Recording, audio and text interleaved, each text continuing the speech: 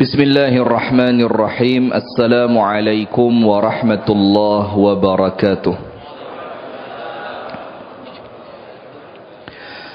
Innal hamdalillah nahmaduhu wa nasta'inuhu wa nastaghfiruh wa nastahdihi wa natubu ilayhi wa na'udzu billahi min shururi anfusina wa min sayyiati a'malina. Man yahdihillahu fala mudilla lahu ومن يضلل فلا هادي له. أشهد أن لا إله إلا الله وحده لا شريك له وأشهد أن محمدا عبده ورسوله صلى الله عليه وعلى آله وأصحابه ومن والاه. أعوذ بالله من الشيطان الرجيم. يا أيها الذين آمنوا اتقوا الله حق تقاته ولا تموتن إلا وأنتم مسلمون. اللهم أنت لا إله إلا أنت خلقتني وعبدك وأنا على عهدك ووعدك ما استطعت. أعوذ بك من شر ما صنعت. أبوء لك بنعمتك علي وأبوء بذنبي فاغفر لي فإنه لا يغفر الذنوب إلا أنت. اللهم إنا نسألك علما نافعا ورزقا طيبا وعملا متقبلا. آمين يا رب العالمين. أما بعد.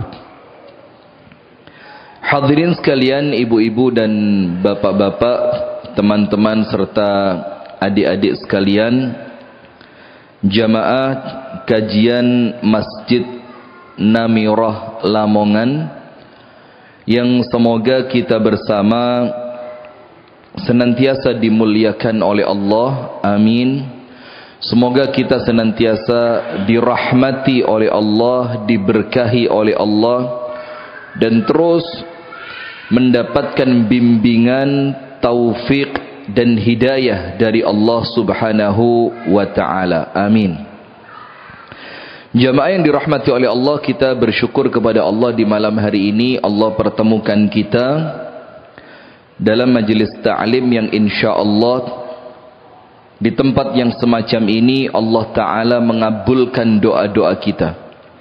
Allah Ta'ala menaungi kita dengan rahmatnya.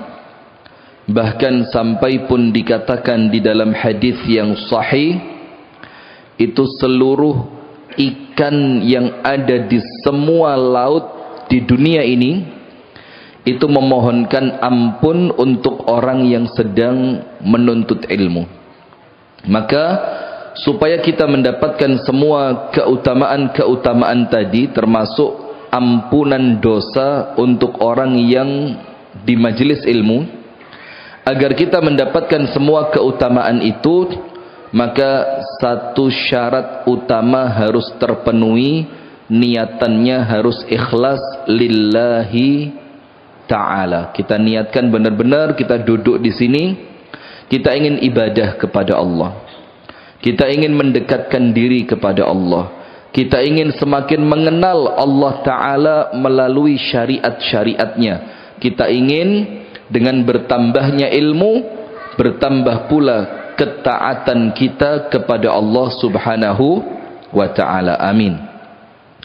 Salawat beriring salam semoga tercurahkan kepada uswah kita, baginda Nabi besar Muhammad sallallahu alaihi wasallam, beserta seluruh keluarganya, beserta seluruh istrinya, beserta seluruh sahabatnya, dan seluruh di antara umat yang senantiasa menjalankan sunnah dan ajarannya ila yaumil qiyamah. Hadirin sekalian, langsung kita masuk ke materi mengenai indahnya salat. Jamaah yang dirahmati oleh Allah, ada amalan fisik, ada amalan hati. Amalan hati yang paling utama itu iman kepada Allah Subhanahu wa ta'ala. Dan kemudian banyak turunan-turunannya yang lain. Iman kepada Allah, kepada malaikat, kepada kitab, dan semuanya. Tapi amalan hati yang paling besar adalah iman. Dan ada pula amalan fisik. Amalan fisik yang paling utama adalah sholat. Jadi tidaklah seorang hamba mendekatkan diri kepada Allah dengan suatu amalan yang paling dicintai oleh Allah, yang paling cepat diterima oleh Allah, yang paling besar manfaatnya untuk seorang hamba ketika di dunia sampai di akhirat, yang mengalahkan sholat. Tidak ada. Jadi tidak ada amalan fisik yang kita lakukan dalam rangka mengabdi kepada Allah yang lebih utama dibanding sholat. Nah, itulah kenapa ada satu hadis yang insya Allah kita semuanya sudah faham. Dan perkara semacam ini jamaah, bukan perkara yang antum semuanya belum tahu, tapi insya Allah ini sebagai apa? Penyemangat, sebagai pengingat, agar setelah kajian-kajian semacam ini, iman kita naik, amal kita juga meningkat. Jadi itulah fungsinya majelis taklim, bukan sekedar dari yang tidak tahu menjadi tahu, tapi kemudian yang sudah tahu semakin ingat dan amalnya kemudian meningkat. Ada satu hadis yang semua di antara kita sudah faham. Awwalu ma yuhasabu bihil abdu yaumal qiyamati salatuhu.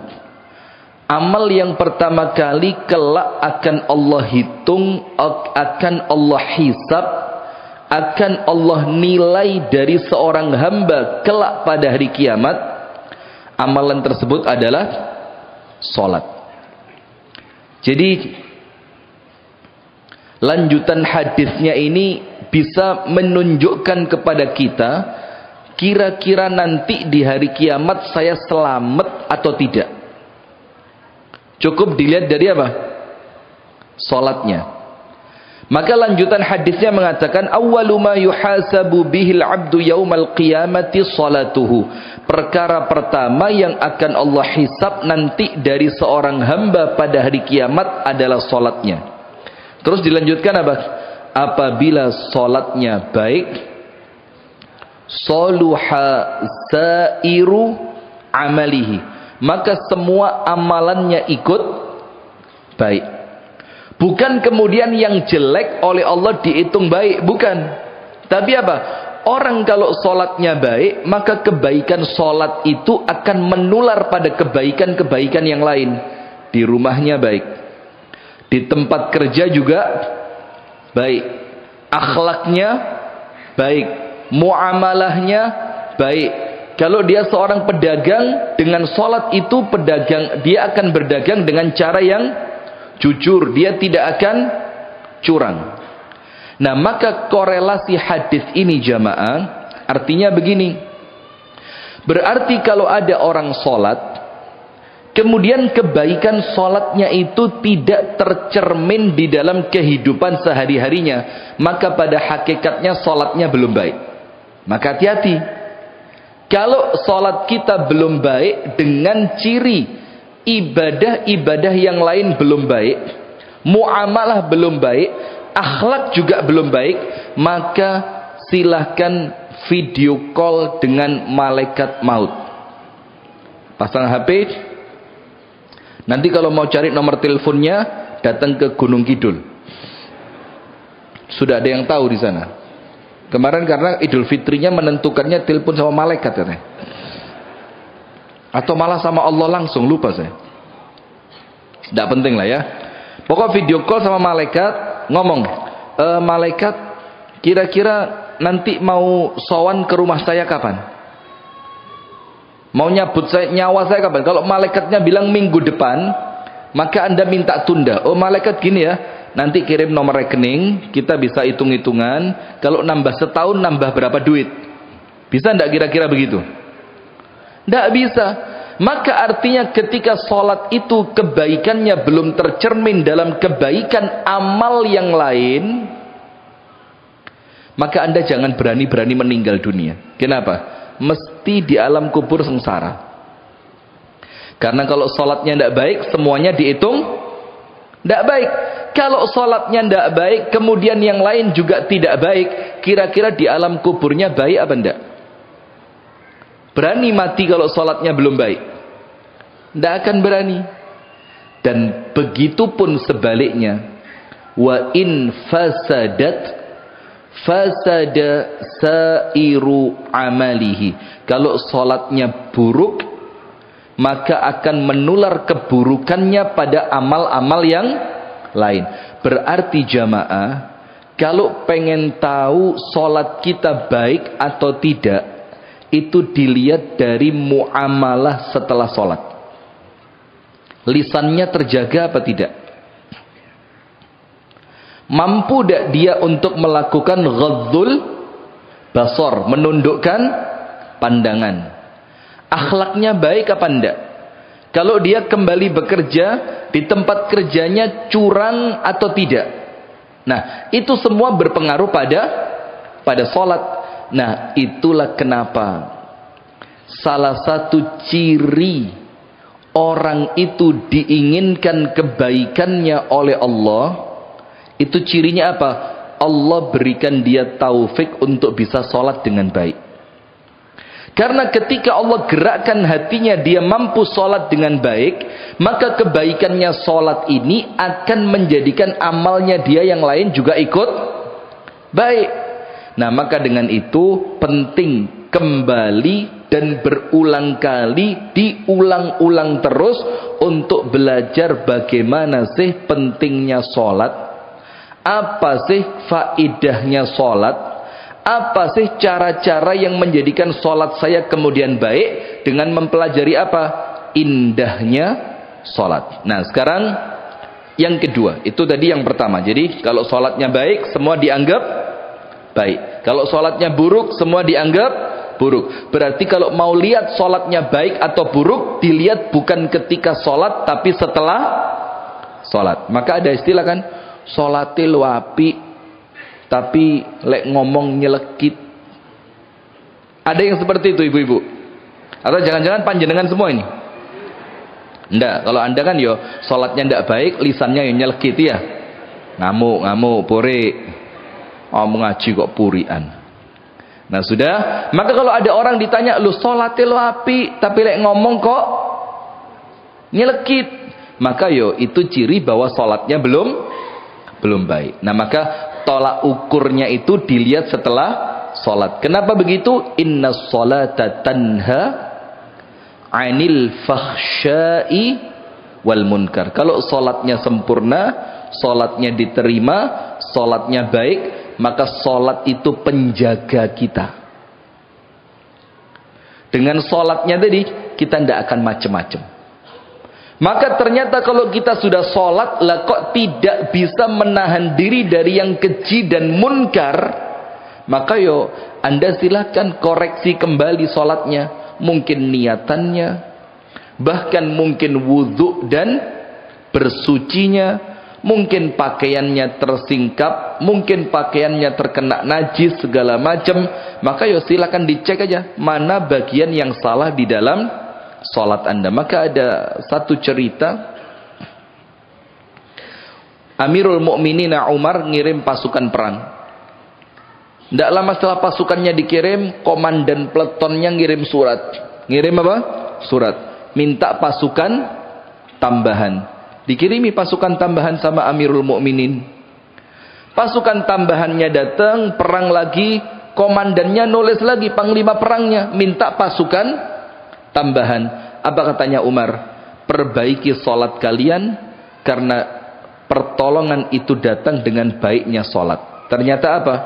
Ada sebagian dari jamaahnya itu yang ketika sholat ceritanya wudhunya atau bersiwaknya tidak sempurna.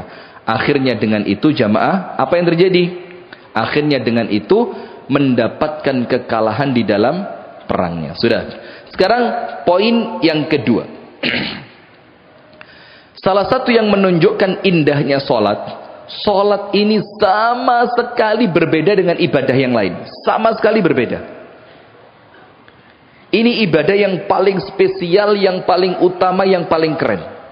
Sampai kalau panjenengan pernah merasakan sholat sampai iso nangis, maka setelah sholat kayak Anda ngelihat dunia itu kayak tidak ada artinya. Dan insya Allah setiap dari kita pernah lah dapat momen-momen seperti itu. Jadi pas sholat, hatinya pas enak, suasana juga pas baik, kedapatan juga imamnya, bacaannya juga merdu, pokok ketika terkumpul semua itu sholat, terus sampai meneteskan air mata, maka itu nikmat paling besar yang pernah Anda dapat dari Allah. Karena sholat tidak sama. Orang zakat tidak sama dengan sholat. Orang puasa tidak sama dengan sholat. Orang haji, umroh tidak akan sama dengan sholat. Maka salah satu yang menjadikan sholat itu spesial, ibu-ibu, bu,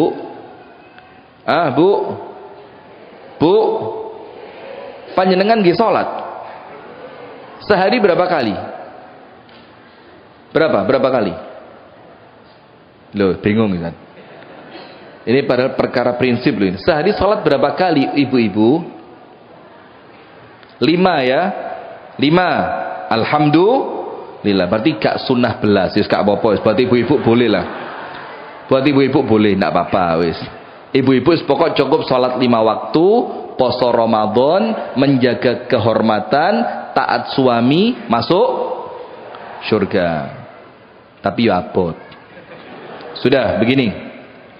Salah satu perkara yang menjadikan sholat itu spesial, silakan kita cek masing-masing nanti kalau kita pulang. Jadi salah satu indahnya majelis taklim itu jamaah, kalau panjenengan pulang, panjenengan ngecek itu, maka ilmunya insya Allah barokah, ilmunya masuk, dan insya Allah ilmunya itu akan langgeng. Jadi suatu hal panjenengan mulai perlu ilmu, Anda wis punya simpanan di sini.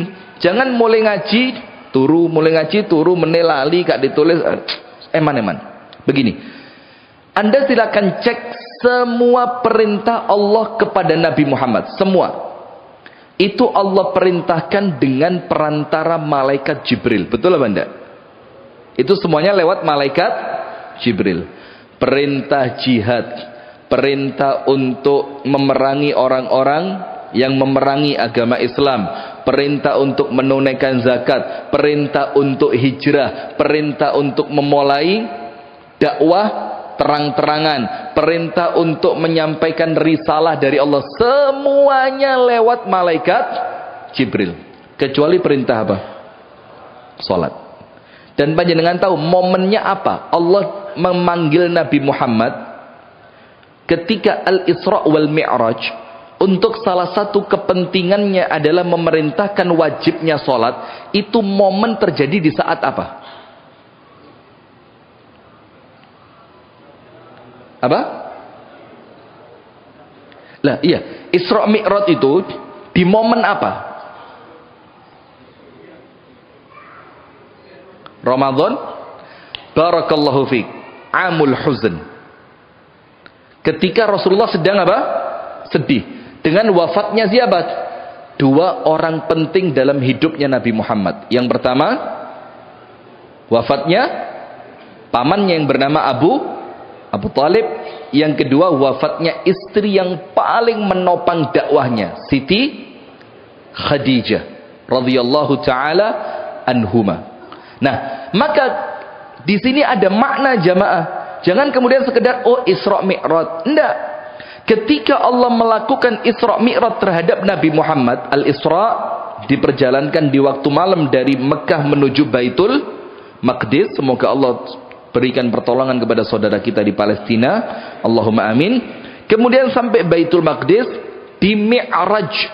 Mi'raj itu dinaikkan ke atas sampai Sidratul Muntaha. Kemudian apa? Mendapatkan perintah salat. Di sini ada makna, berarti ketika orang itu sedang sumpek, tidak ada perkara yang paling keren untuk menghilangkan kesumpekannya kecuali sholat, mendatangi Allah.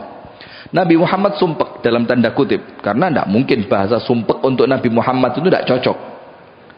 Tapi kalau gundah gulana karena ditinggal orang-orang terbaiknya, itu Nabi Muhammad sedih. Jangankan itu, ditinggal wafat anaknya namanya siapa? Ibrahim. Sedih tidak Nabi Muhammad? Sedih. Innal qalba la yahzan wal aina la tadma'. Hati pasti sedih kata Nabi Muhammad. Air mata pasti keluar. Manusia. Tapi saya tidak akan mengucapkan kecuali apa yang diridhoi oleh Allah. Sedih.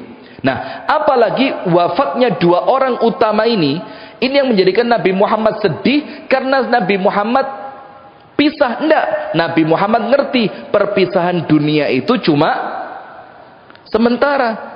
Dan pertemuan kelak yang kedua di akhirat itu pertemuan yang abadi. Maka bukan karena mereka meninggal Nabi Muhammad sedihnya, tapi dengan meninggalnya mereka, dakwah itu tantangannya semakin berat. Itu yang bikin Nabi Muhammad sedih. Dengan wafatnya Abu Talib, orang kafir Quraisy tidak segen lagi untuk mengganggu Nabi Muhammad. Dengan wafatnya Ibunda Khadijah, salah satu penopang dakwah itu hilang. Maka itu yang bikin Nabi Muhammad sedih. Maka bagaimana caranya? Allah hilangkan kesedihannya dengan mendekat kepada Allah. Kalau Nabi Muhammad mendekatnya kepada Allah lewat Isra wal Mi'raj, panjenengan bisa Isra Mi'raj? Ayo, angkat tangan yang bisa. Waliullah Anda. Coba, atau mau sampai 70 kali? Tidak bisa jamaah. Maka ketika Nabi Muhammad itu mendekat kepada Allah melalui Isra wal Mi'raj, kedekatan kepada Allah itulah sumber kebahagiaan. Maka mana posisi orang Islam yang paling dekat sama Allah? Dalam hadis dikatakan ketika kita sedang ngapain? Aqrabu ma yakunu al-'abdu ila rabbih wa huwa sajid. Wa huwa sajid. Posisi terdekat seorang hamba dengan Tuhannya, artinya kedekatan kita dengan Allah yang paling dekat. Bahkan para sahabat tanya, ya Rasul, apakah Allah itu jauh sampai kalau kita berdoa harus keras, ataukah Allah itu dekat kalau kita berdoa cukup apa? Lirih saja. Lirih itu apa? Dengan suara yang sir, syahdu, pelan, tenang. Yus kaya orang ngerengek di hadapan orang tuanya yang tidak kepingin kedengeran orang lain gitu loh. Rasulullah bilang, bal huwa qarib. Allah itu dekat, maka cukup dengan bahasa yang pelan. Tanpa sholat saja Allah sudah dekat. Apalagi kalau kita sedang sholat. Bahkan Rasul katakan keadaan terdekatnya seorang hamba dengan Tuhannya yaitu ketika dia sedang sholat. Terus apa perintahnya Nabi? Fa'akthir fihi minad du'a. Maka kalau kamu sedang dekat dengan Allah, dalam posisimu sedang sujud, perbanyaklah apa? Berdoa. Perbanyaklah berdoa. Nah, maka di situ jamaah, artinya ketika kita sedang sumpek, maka indahnya sholat itu ngilangi sumpek. Allah panggil Nabi Muhammad, bagaimana biar sumpeknya hilang dalam tanda kutip untuk kalimat sumpek ya? Allah perintahkan wajibnya sholat. Terus kan kisahnya kan panjang dalam riwayat Bukhari Muslim. Sampai pertama kali Allah wajibkan dalam satu hari sholat itu berapa kali? Berapa kali? Walaupun mohon maaf, ada dari kalangan umat Islam yang mengingkari hadis itu. Dibilang, masa Allah tidak tahu? Harus dinego dulu dari 50 baru jadi? Allah maha tahu. Bukan masalah Allah maha taunya. Kalau Allah maha tahu, ya semua di antara kita yakin. Betul apa enggak? Tapi kita pengen tahu ini hikmahnya apa. Contoh, Allah maha tahu padahal. Ada sekelompok manusia mau berangkat ke majelis taklim. Allah kirimkan malaikat yang mengawasi mereka. Terus malaikatnya ngomong, ayo mas cepet-cepet, ayo bu cepet. Setelah mereka sampai di tempat, malaikatnya ikut duduk. Terus Allah tanya, malaikat mereka ngapain? Padahal Allah tahu apa enggak? Kenapa Allah tanya? Coba, Nah, kalau sekedar Allah tahu tidak tahu ya segampang itu dijawab. Ini bukan masalah Allah tahu atau tidak tahu. Ini masalah Allah ingin membanggakan manusia yang taat kepadanya di hadapan malaikatnya. Sama seperti perkara sholat ini. Supaya kita ngerti kenapa sih Allah itu minta sholat bukan 5 waktu tapi awalnya 50. Karena saking cintanya Allah kepada sholat dan saking pentingnya sholat untuk kehidupan kita. Sampai Allah itu kepinginnya apa? Ojo leren sholat. Itulah sampai kemudian sholat itu bukan cuma yang wajib, tapi ada sholat sunnah. Karena apa? Ya wes lah, katakan yang wajib cuma 5. Tapi ada sholat apa? Rawatib. Ada sholat duha, ada sholat tahajud, bahkan ada sholat sunnah yang namanya sholat sunnah mutmainnah. Mut apa? Mutlaqoh. Ya boleh lah, mutlak boleh. Tapi kalau secara ilmu bahasa, karena sholat itu muannats, maka sifatnya harus muannats. Sholat sunnah mutlaqoh. Kenapa? Saking pentingnya sholat, saking hebatnya sholat, saking cintanya Allah ketika seorang hamba itu mengibadahi Allah lewat sholat. Maka Allah minta berapa? 50. Turunlah Nabi Muhammad SAW berjumpa Nabi siapa? Nabi Musa. Muhammad, tak beritahu ya, baliau sama Allah. Kenapa? Umatmu tidak akan kuat. Ini pengalaman kata Nabi Musa. Karena Nabi Musa umatnya siapa? Bani Israel. Anda tahu sendiri ya. Seperti apa Bani Israel. Kata Nabi, ini pengalaman ini. Bali omong gau. Jaluk keringanan. Naik lagi Nabi Muhammad SAW. Ya Rabb, umat saya tidak kuat ya Allah kalau 50. Turun.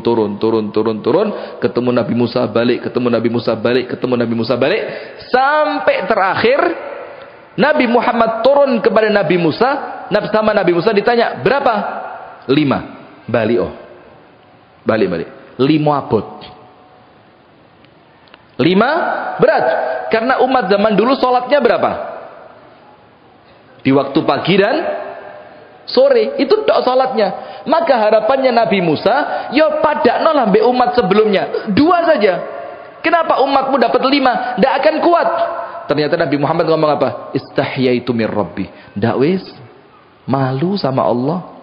Wong dari 50 bisa turun sampai 5, mosok sudah 5 masih ditawar. Padahal kalau kita mau tahu rahasia di balik itu, itulah rahmatnya Allah. Karena Allah kepingin kita dirahmati dengan rahmat yang lebih luas, kita diampuni dengan ampunan yang lebih banyak, kita dicintai dengan cinta yang lebih besar, maka Allah berikan untuk mereka 2, untuk kita 5. Ini bukan beban. Ini karena Allah kepingin setiap waktu kita ingat sama Allah.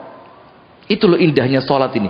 Karena Allah tahu sholat ini baik buat kalian. Maka umat sebelum umatnya Nabi Muhammad dikasih cuma 2. Umatnya Nabi Muhammad dikasih 5. Tapi panjenengan tahu hadisnya?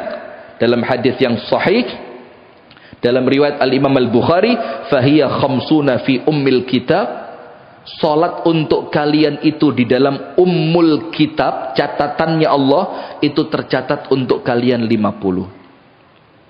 Wahiyya khamsun alaika, tapi untuk kalian cukup dilakukan 5 kali. Tapi secara catatannya Allah, orang yang sholat 5 kali, Allah tuliskan seperti sholat berapa?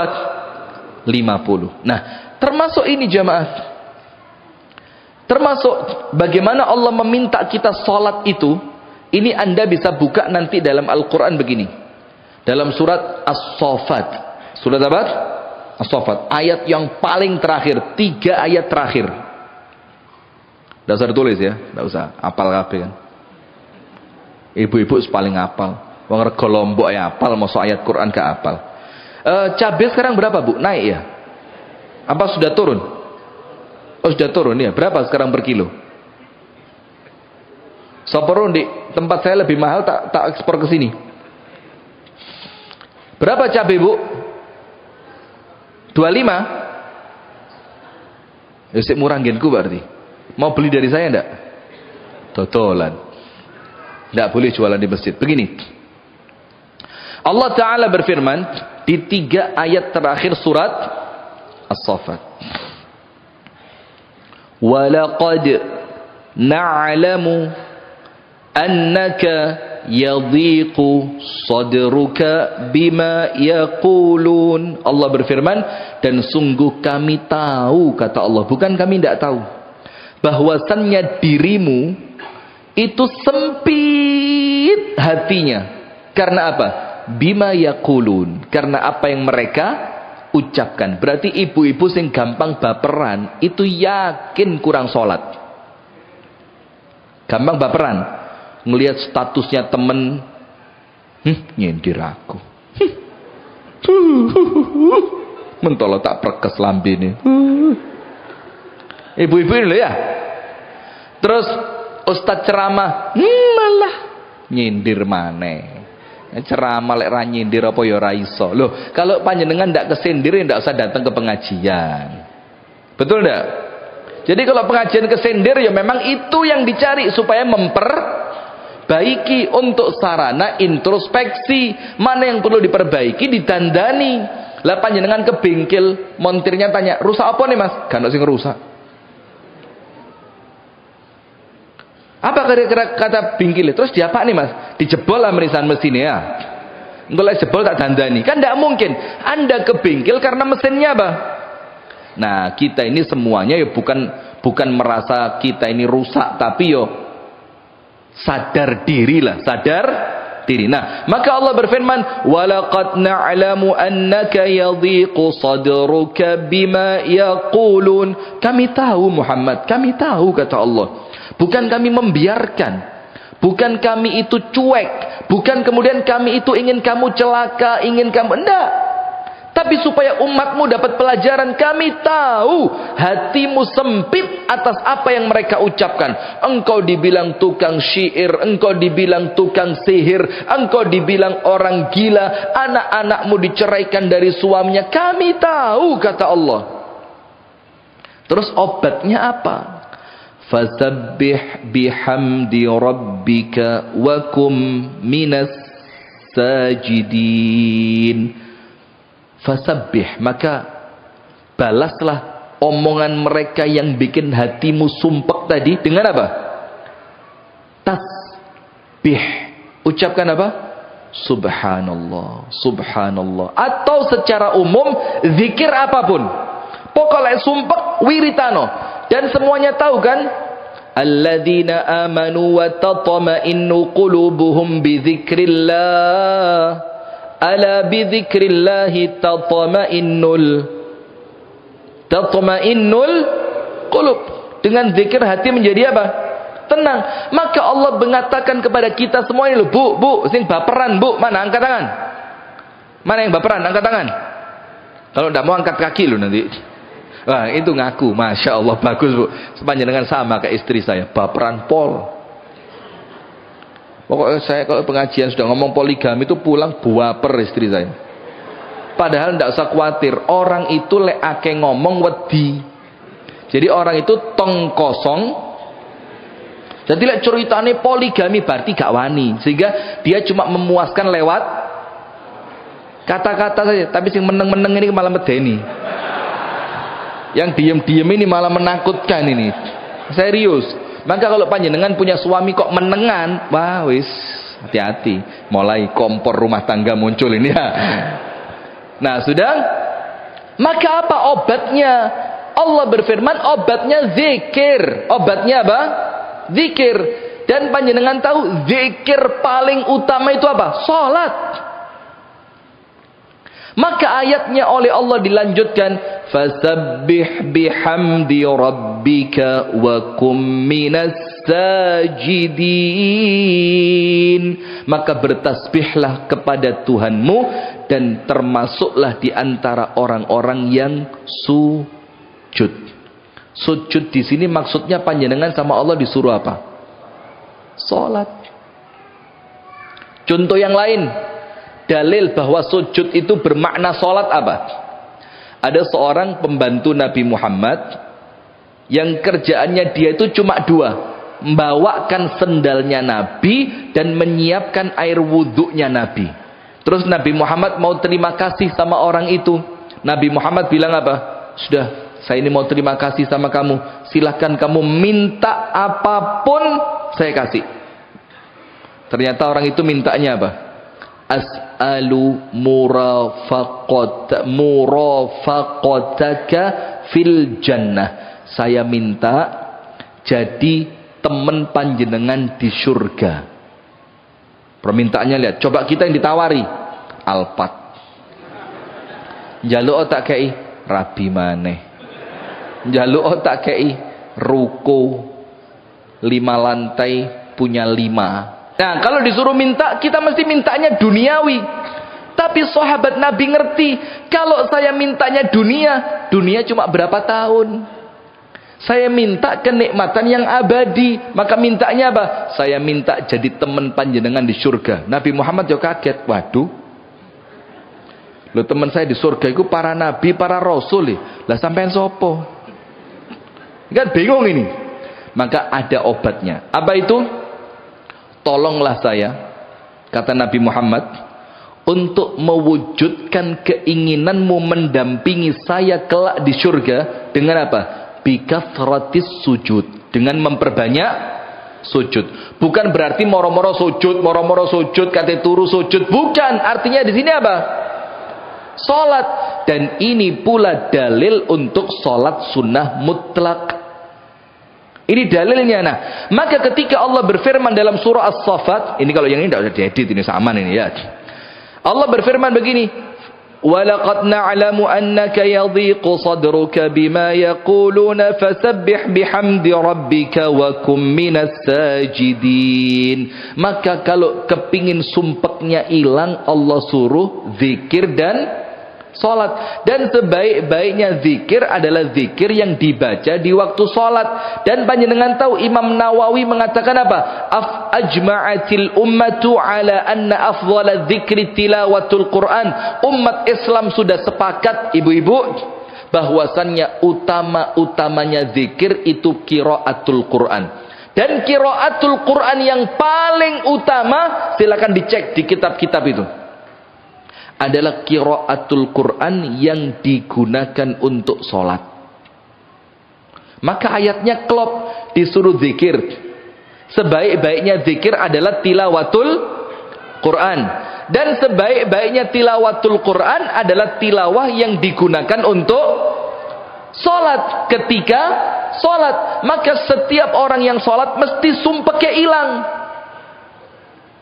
Nah, baru yang terakhir Allah berfirman, wa'bud rabbaka hatta ya'tiyakal yaqin. Ibadahlah kepada Allah, termasuk di dalamnya salat, sampai kapan? Hatta ya'tiyakal yaqin, sampai kematian mendatangimu. Nah, berarti salat ini Allah perintahkan ketika Nabi Muhammad di tahun-tahun kesedihan, amul huzn, tahun yang penuh dengan kesedihan. Maka oleh Allah direkreasikan.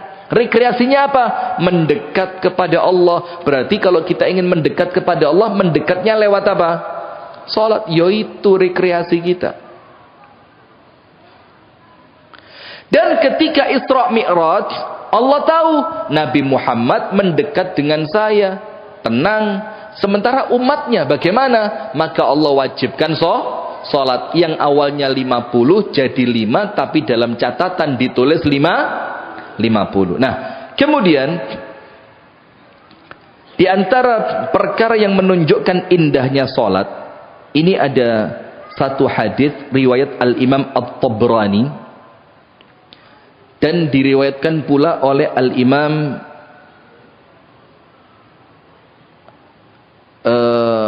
At-Tirmidzi kalau saya tidak lupa, tapi yang jelas Al-Imam At-Tabrani.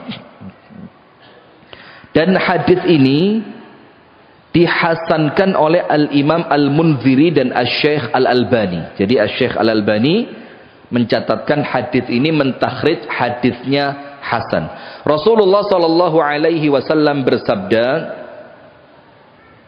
An Abi Hurairah radhiyallahu taala anhu anna Rasulullah sallallahu alaihi wasallam marra biqabri rajulin. Rasulullah melewati kuburannya seseorang. Ketika Rasul lewat kuburan, Rasulullah manfaatkan itu. Jamaah perhatikan. Kemudian Rasulullah tanya, "Man sahibu hadzal qabri?"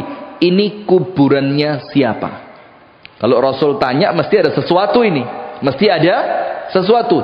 Ini kuburannya siapa? Maka faqalu fulan ibni fulan. Ya Rasul, ini kuburannya si fulan bin fulan. Rasulullah mengatakan, "Raka'atani ahabbu ila hadza min baqiyati dunyakum." Salat 2 rakaat. Dalam riwayat yang lain, salat 2 rakaat sunnah. Artinya apalagi yang wajib. Raka'atani 2 rakaat, dalam riwayat yang lain dikatakan nafilah, salat sunnah 2 rakaat. Lebih dicintai oleh penghuni kubur ini dibandingkan apa? Dibandingkan seluruh yang tersisa dari dunia kalian. Maksudnya begini, penghuni kubur ini kalau dapat kesempatan kembali ke dunia dan dia disuruh milih, berarti ini sudah orang yang di dalam kuburan ini wes melek apa? Melek akhirat. Dia ngerti mana yang manfaat, mana yang tidak manfaat. Dia ngerti mana yang utama, mana yang tidak utama. Maka kata Nabi Muhammad, 2 rakaat sholat sunnah kalau ditawarkan kepada penghuni kubur ini, ketika dia bisa kembali ke dunia, terus dikasih penawaran, kamu balik ke dunia mau sholat sunnah 2 rakaat, atau kamu balik ke dunia dikasih dunia seisinya, apa kata Nabi Muhammad? Pasti dia milih sholat 2 rakaat. Maksudnya apa ini jamaah? Berarti sholat 2 rakaat itu jauh lebih utama, lebih penting, lebih afdol, lebih keren, lebih bermakna, lebih bernilai dibandingkan panjenengan punya dunia beserta semua isinya. Apalagi kalau dikaitkan 2 rakaat sebelum sholat. Sebelum sholat itu sunnahnya, apalagi wajibnya subuh. Nah, maka di sini menunjukkan kepada kita, kalau kita ini masih Allah beri kesempatan sholat, itu indah betul hidup kita ini. Karena 2 rakaat saja itu lebih utama dibanding dunia beserta seluruh isinya. Tapi ingat, ini hanya difahami oleh orang yang sudah masuk ke dalam kuburan atau masjid. Kalau sudah masuk ke dalam kuburan. Nah, maka kita ini bersyukur sadurunge mlebu kuburan wis dielingke, Bu. Bersyukur apa tidak? Kita ini belum masuk kubur sudah diingatkan, maka kita ngerti. Jadi nanti ketika Anda punya kesempatan sholat, Anda pikir iki wong mati luwih milih sholat iki timbang oleh donya saisine. Maka ketika Anda masih punya kesempatan itu, Anda kudu istisyar.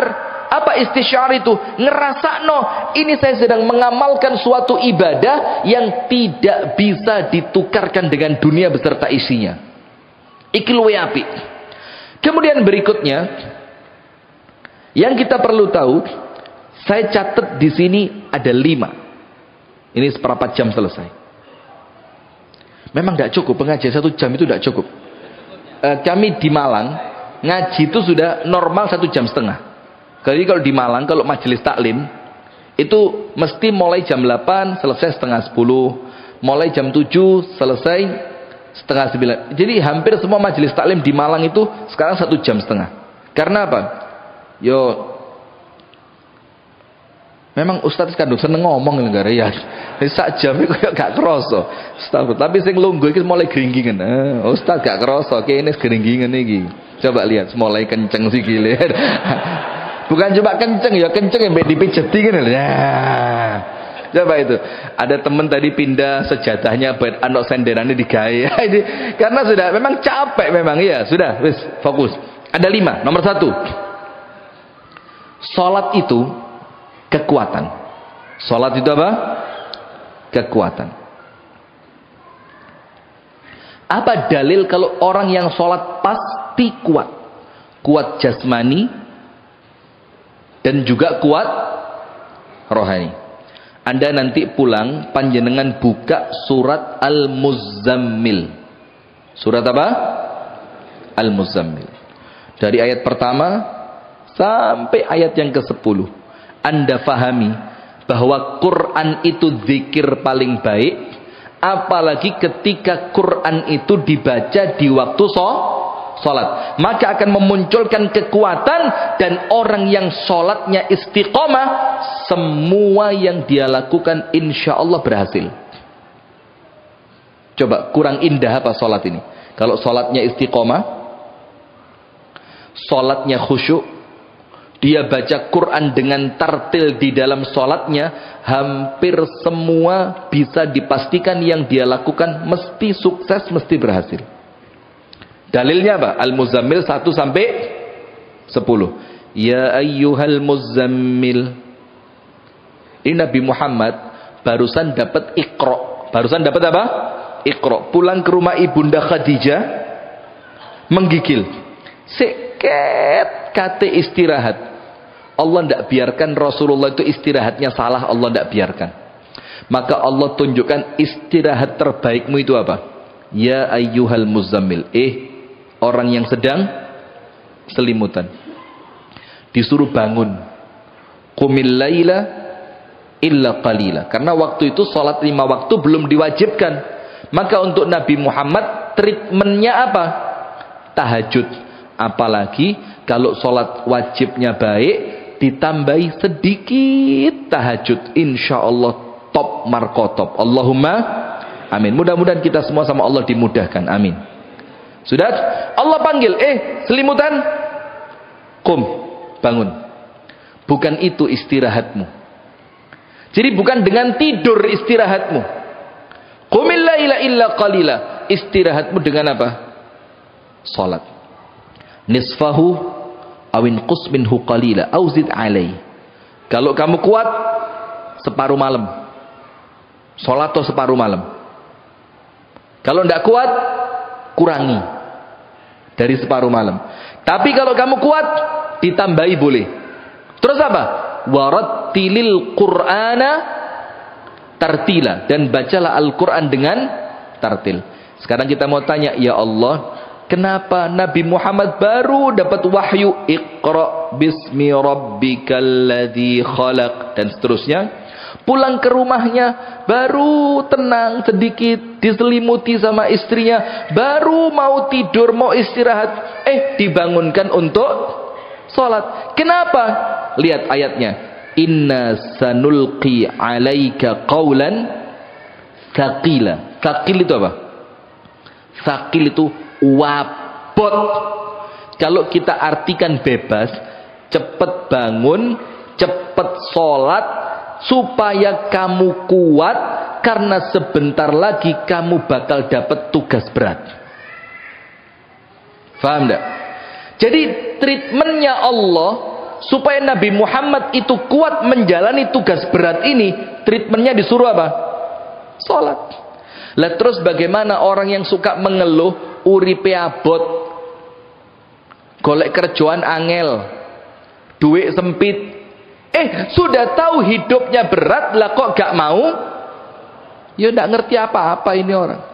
Orang kalau ngerti sholat, tidak ada yang berat dalam hidupnya. Kenapa? Karena sholat itu nomor 1 kekuatan. Nomor 2,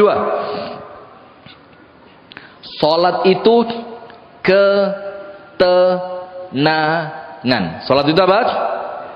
Ketenangan. Orang kalau sholat tenang hatinya. Contohnya begini. Semua sering dengar ini. Nabi Muhammad itu kalau ketemu Bilal, dan Bilal sudah sampai, itu artinya sudah waktunya apa? Azan. Maka setiap Nabi Muhammad itu ketemu Bilal, Nabi Muhammad tanya, ya Bilal, ama anal analis salat? Apakah sudah datang waktu untuk salat? Kalau Bilal mengatakan, iya ya Rasul sudah datang, apa jawaban Rasul? Arihna biha ya Bilal, ayo Bilal, bikin kami nyaman, bikin kami tenang dengan apa? Salat. Maka ketika panjenengan sumpek dengan semua hiruk pikuk dunia ini, salat itu istirahatnya. Maka orang kalau istirahat kerjalah kok leye-leye, rokokan, ngopi, itu bukan istirahat. Balik kerja maneh, gak balik tenagane dengan istirahat yang tadi. Coba ketika istirahat dia sholat, masuk masjid, masuk musola, masuk tempat sholat, bawa pakaian untuk sholat, istirahat, ganti baju yang rapi, sholat, khusyuk, tenang, ya Allah. Maka kekuatannya muncul dan itulah istirahat yang sesungguhnya. Maka sholat itu rahatun nafs. Kenapa sholat itu rahatun nafsi? Lihat di dalam hadis Rasulullah sallallahu alaihi wasallam bersabda, "Idza qama ahadukum fi salatihi fa innahu yunaji rabbahu." Ketika salah seorang di antara kalian itu sedang sholat, maka dia sedang apa? Berkomunikasi dengan Tuhannya. Coba, ibu-ibu punya teman curhat yang kalau panjenengan curhat sama dia moro-moro tenang gitu, punya enggak? Bu, punya teman curhat yang kalau curhat sama dia moro-moro ayem gitu, pernah? Punya? Bagus mana teman curhat Anda dibandingkan curhat sama Allah Ta'ala? Ya tidak bisa dibandingkan, jelas baik Allah. Nah, maka Rasul mengatakan ketika salah seorang di antara kalian sedang sholat, maka dia sedang bermunajat, yunaji, sedang berkomunikasi dengan siapa? Allah. Maka ketika panjenengan itu sholat, mulai takbir Allahu Akbar, langsung munculkan perasaan saya sedang berbicara dengan Allah. Maka setiap lafaz-lafaznya itu tidak akan keluar sembarangan. Wong Al-Fatihah saja, tahu tidak? Itu kan setiap selesai satu ayat dijawab tidak sama Allah? Langsung dijawab. Itu berkomunikasi. Ketika Anda rukuk, Subhana Rabbiyal Azim, boleh ditambahi wa bihamdihi. Ketika Anda sujud, Subhana Rabbiyal A'la, boleh ditambahi wa bihamdi. Itu rasakan Anda sedang ngomong sama Allah, Anda sedang cerita sama Allah, Anda sedang memuji Allah. Maka ketika itu hati ini pasti jadi tenang. Allah akan hadir dengan rahmatnya ke dalam hati Anda untuk memasukkan ketenangan ke dalam hati Anda. Itu yang kedua. Nomor 3, salat itu adalah penyelesai masalah. Bu, kalau sedang ada masalah panjenengan ngapain? Jemaah, kalau lagi ada masalah ngapain? Ana duit gak? Jangankan ketangkep polisi loh. Mesti yang pertama kali, ini saya ya. Ya mudah-mudahan panjenengan tidak begitulah. Saya datang ke Namira yang sebelum ini, itu mobil saya kena jepret kamera perempatan situ. Sudah sampai rumah 3 hari berikutnya dapat undangan dari kepolisian. Wis opo iki rek? Padahal saya ceramah di Namira kemarin gak diedit belas sih, berarti lah aman. Ternyata apa? Sesuai penangkapan kamera kami, mobil dengan nomor polisi sekian telah melewati marka lampu merah, ditutup no foto nih. Wih tenanan rek, ya Allah. Saya mikir apa? Iki dunya iki bisa sedetail itu, jamnya, lokasinya, nomor polisinya, jenis pelanggarannya, plus dendanya. Larang 500 ya Pak, ya Allah. Rungunun tak rem sama saya, cet, karuan ngerem timbang 500 iki ya. Itu dunia itu apa? Dunia. Ya apa nanti? Akhirat. Nah, maka jamaah, salat ini menyelesaikan semua masalah. Ayat yang pertama, wasta'inu bis-sabri was-salat. Maka saya mau cerita begini tadi. Kalau panjenengan sedang jalan, terus moro-moro enek cegatan polisi, lengkap gak lengkap, mesti deg-deg. Iya benda? Mesti deg. Terus kalau sama polisi dicegat, ternyata panjenengan gak lengkap, Itu yang saya pikir pertama kali, sopo ya koncoku polisi sing iso tak telepon. Bayangin, yang kita ingat ternyata manusia lemah yang tidak punya kekuatan apapun. Panjenengan sama kayak saya. Mesti golek telepone sopo koncoku dadi polisi sing iso tak telepon nanti. Oh, Mbak, teman saya mau ngomong. Ini lho Pak, polisi ini kadang-kadang mau ngapain? Udah ada, ini urusannya. Udah Pak, ini teman saya mau ngomongin Pak. Ya siap dan. Ini nggak tahu ini antara edit atau tidak edit nggak tahu sih. Siap dan. Baik Pak, silakan Pak, lanjut. Masya Allah. Padahal pertolongan itu bukan dari manusia. Allah minta tolonglah kepada Allah dari masalah-masalah yang muncul dalam kehidupanmu dengan sabar, bisabri, dan salat. Maka artinya kalau salat tidak menyelesaikan masalah dunia kita, maka tidak mungkin salat panjenengan menyelesaikan masalah akhirat panjenengan. Tidak mungkin. Kalau urusan dunia yang gampang saja tidak selesai dengan salat, terus mana mungkin salat panjenengan akan menyelesaikan urusan akhirat panjenengan? Tidak mungkin. Dalil yang kedua, bahwasannya salat itu menyelesaikan masalah, disebutkan oleh Ibunda Aisyah dalam hadis yang sahih, kana sallallahu alaihi wasallam idza hazabahu amrun fazi'a ila salat. Nabi Muhammad itu ketika dikejutkan dengan suatu masalah, dikejutkan dengan suatu, misalkan ibu-ibu dikejutkan dengan masalah, masa bojoku rabi maneh? Itu apa yang Rasul lakukan? Fazi'a ila salat. Langsung Rasulullah bersegera menunaikan salat. Karena Rasul tahu wasta'inu bisabri wassalat. Rasul tahu salat ini berkomunikasi dengan Allah. Rasul tahu di dalam salat ketika saya sujud, doa saya didengar dan dikabulkan oleh Allah. Rasul tahu keadaan seorang hamba yang paling dicintai oleh Allah ketika dia salat. Rasul tahu. Maka ketika muncul masalah, langsung fazi'a ila salat. Langsung bersegera melakukan salat. Selesai salat, insyaallah Allah beri jalan keluar. Allahumma amin. Tapi sayangnya enggak. Kita kalau ada masalah lupa sholat. Padahal sholat itu menyelesaikan masalah. Nomor satu, sholat itu kekuatan. Dalilnya surat Al-Muzammil. Nomor dua, sholat itu mendatangkan ketenangan. Karena dalam sholat ada zikir. Zikir itu menenangkan hati orang beriman. Dan zikir yang paling baik adalah qiraatul Quran, apalagi qiraatul Quran yang dibaca ketika sholat.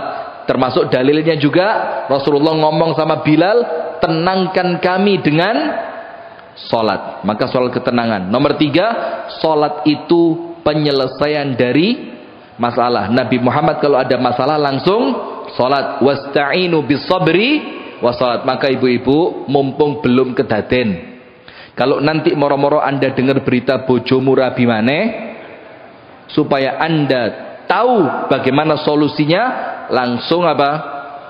Jadi sholat itu apa? Ketenangan hati, menyelesaikan masalah. Yang keempat, sholat itu penghapus dosa. Kurang indah apa? Fisiknya kuat, hatinya kuat. Masalahnya selesai. Ketenangan hati Allah munculkan. Kemudian apa lagi? Ketenangan hati Allah munculkan. Plus indahnya sholat apa? Orang setelah sholat dosanya habis. Ada dua dalil minimal, tapi dalilnya banyak. Saya sebut dua. Yang pertama begini. Ada seorang laki-laki habis melakukan sesuatu dengan seorang perempuan, ya kan? Kemudian dia lapor sama Nabi Muhammad, ya Rasul, saya nyesel ya Rasul, saya tobat ya Rasul. Kenapa ya Rasul? Kenapa kata Rasulullah? Begini, saya melakukan ini dengan perempuan itu. Ghaira anni la ujami'uha. Kecuali satu, saya tidak sampai hubungan suami istri. Kata Rasulullah.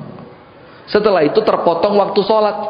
Selesai sholat, laki-laki ini mendatangi Nabi Muhammad, ya Rasul, kok panjenengan lupa? Apa tadi solusi buat saya? Rasul bilang, loh saya tidak lupa.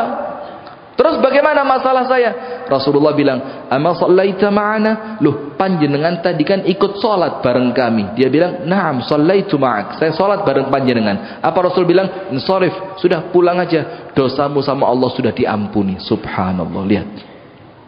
Terus gitu panjenengan tidak mau sholat? Bu, eman. Insharif, kata Rasulullah, pergi. Dosamu sudah diampuni.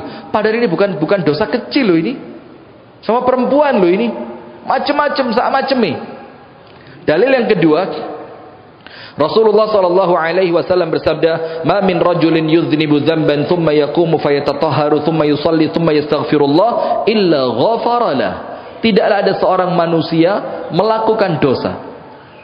Setelah dia melakukan dosa, kemudian dia wudu, kemudian dia sholat. Setelah sholat dia istighfar, kecuali semua dosa yang dia lakukan tadi oleh Allah sudah diampuni.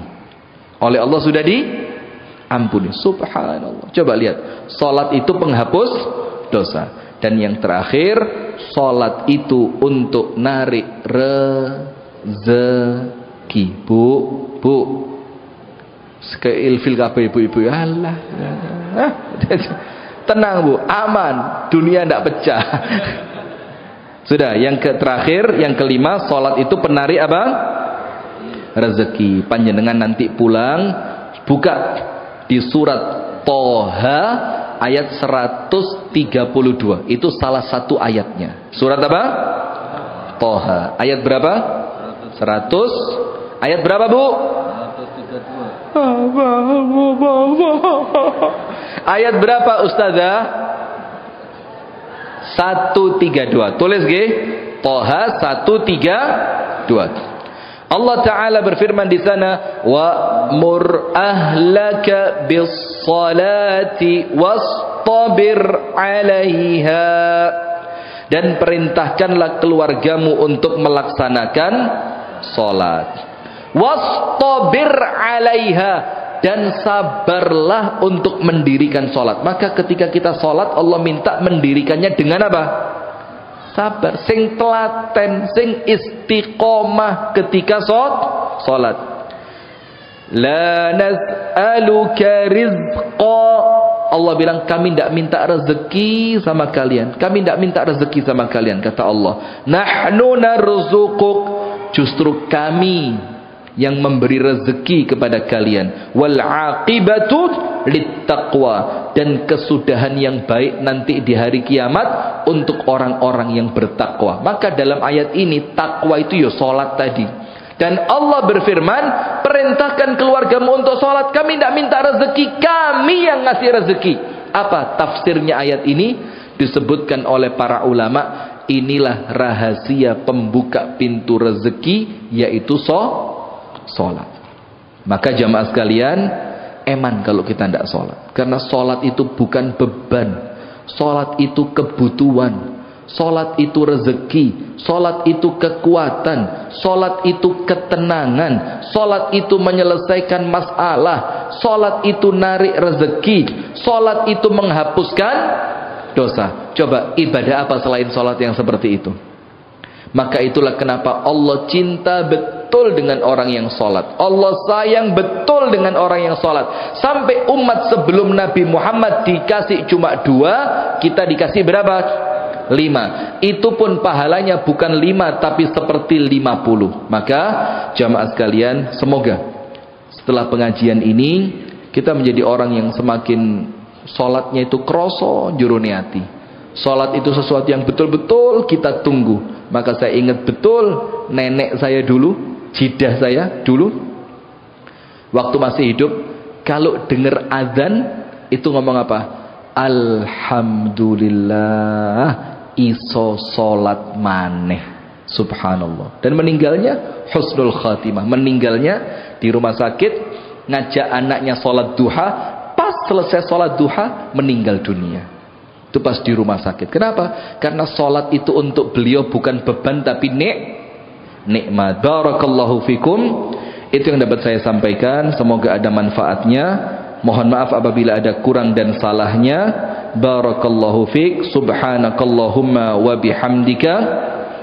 Ashhadu an la ilaha illa anta astaghfiruka wa atubu ilaik. Kurang dan lebih saya mohon maaf. Hati-hati di jalan. Assalamualaikum warahmatullahi wabarakatuh.